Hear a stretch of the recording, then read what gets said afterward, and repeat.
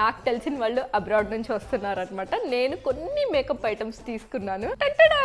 So మనకి 2 సంచులు gift చేశారనమాట. ఒకటి కీకో మిలానో క్లారెన్స్ అనే నుంచి తీసుకొచ్చారు. ఫస్ట్ పెద్ద బ్యాగ్ ఓపెన్ చేద్దాం, ఎక్కువ ఉన్నాయి కదా ఐటమ్స్.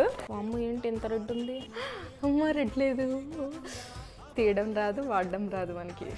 ఏంటో ఎలా తీస్తారు ఫ్రెండ్స్ ఇవి, కొంచెం చెప్పండి.